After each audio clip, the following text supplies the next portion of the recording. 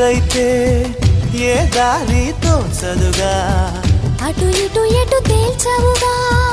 మన కథను తొందరగా ప్రతి చోట నీ నవ్వే పిలుస్తోందిగా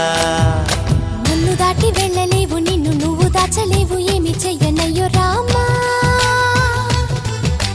ఉన్న మాట చెప్ప నీవు ఊరుకుంటే ఒప్పుకోవు ఇంకెలాగే సత్యభామా